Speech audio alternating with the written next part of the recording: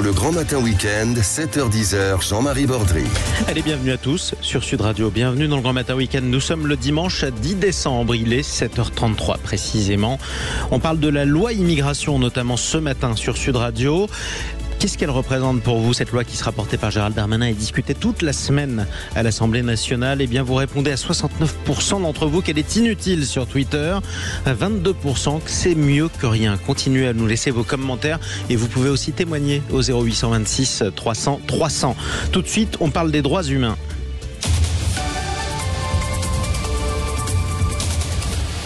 Les droits humains qui sont toujours niés dans la République islamique d'Iran, où est toujours emprisonnée celle qui aurait dû aujourd'hui recevoir le prix Nobel de la paix qui lui a été décerné. On parle de Narges Mohammadi et on en parle avec notre invité. Bonjour Fariba Ashtroudi. Bonjour. Soyez la bienvenue sur Sud Radio. Vous êtes la présidente de la fondation Mohsen Ashtroudi. La prix Nobel de la paix est toujours en prison aujourd'hui et d'après ses enfants, elle devrait même commencer une grève de la faim. Absolument, hélas. Elle va commencer une grève de la faim, elle n'est pas bien portante, elle a besoin de soins et elle ne peut pas sortir et elle est privée de soins également. Elle a envoyé un message de l'intérieur de la prison en disant que malgré tout, sa voix serait encore plus forte, plus déterminée pour que le monde puisse entendre ce qui se passe en Iran depuis 45 ans, pour la population en général, pour les femmes en particulier, pour les jeunes en particulier. Je tiens également à dire qu'il y a un autre message qui nous est parvenu, comme vous le savez, notre association est vraiment centrée sur le monde universitaire et sur les étudiants et les enseignants.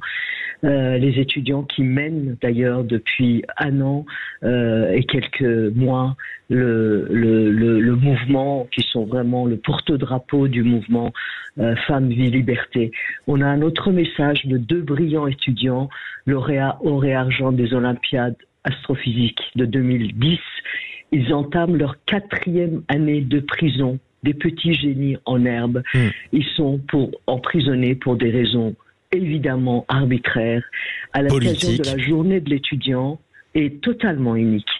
La journée de l'étudiant se commémore en Iran le 7 décembre. Ils ont envoyé un message en disant que de leurs cellules, ils ont été emprisonnés dans des situations terrifiantes, mais ils assurent leurs compatriotes et le monde que la lutte étudiante ne s'arrêtera pas jusqu'à la victoire finale contre l'obscurantisme et la dictature religieuse. Et qui sont au pouvoir depuis la révolution islamique en Iran. Alors on va parler justement de ce mouvement. Vous nous direz si de votre point de vue le régime a réussi à le faire taire ou du moins à l'écraser et à le faire retourner dans son lit en quelque sorte. Mais avant ça, reparlons si vous voulez bien, Fariba Ashtroudi, de la prix Nobel de la paix Narges Mohammadi.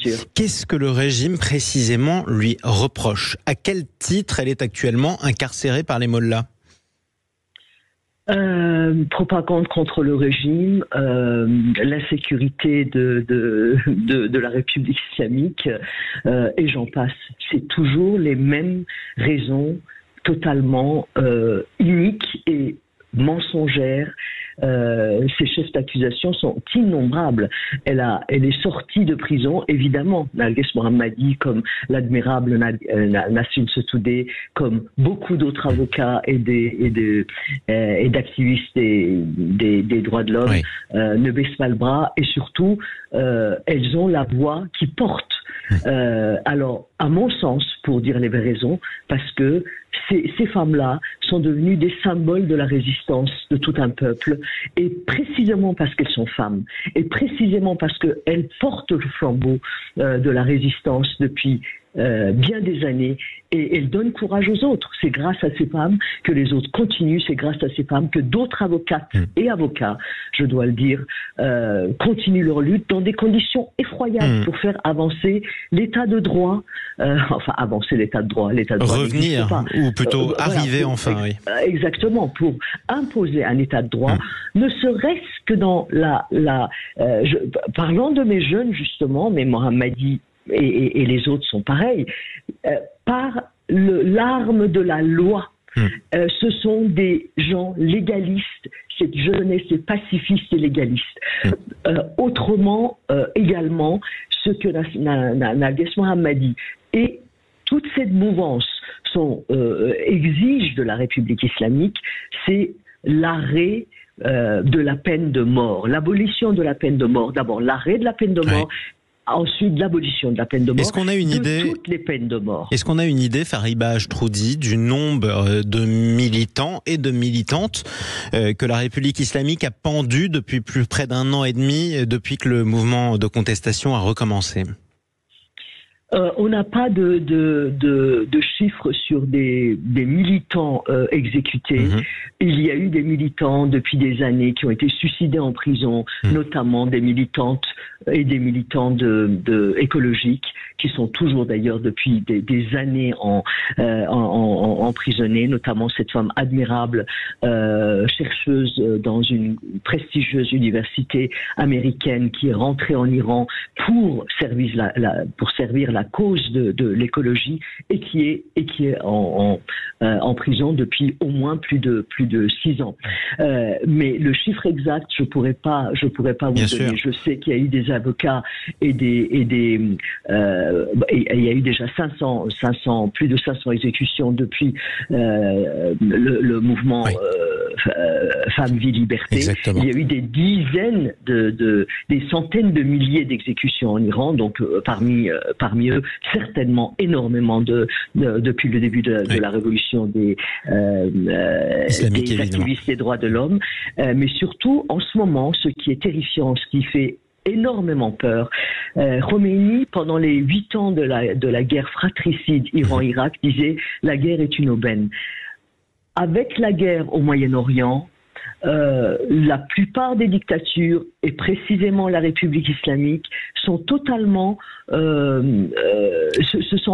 libres. Les exécutions ont doublé depuis quelques mois en Iran, parce que, sous prétexte que, évidemment, d'abord le monde regarde ailleurs en Iran, exactement, et qu'il y a danger de la guerre régionale, et qui se sont fait, c'est quand même assez cynique et assez sordide de voir ce qui se passe en Iran. Et c'est pas la première fois, vous faites bien d'ailleurs de rappeler que l'ayatollah Khomeini s'était servi de la guerre et ensuite d'ailleurs de la guerre du Golfe à sa frontière pour exécuter par milliers ses opposants politiques. C'était absolument épouvantable. En 1988, et l'actuel président était le procureur le plus zélé, le vice-procureur, pardonnez-moi, le plus zélé de ces exécutions. Il y a eu entre 5000 et 8000 exécutions selon diverses sources. Eh bien, bon courage en tout cas à toutes les militantes de la cause des femmes iraniennes et d'ailleurs des hommes iraniens, puisque la prison vaut pour tout le monde, même si elle n'est pas vestimentaire pour les hommes en Iran. Merci beaucoup Fariba Ashtroudi d'avoir pris la parole sur Sud Radio, présidente de l'association Mohsen Ashtroudi. Allez, restez avec nous sur Sud Radio.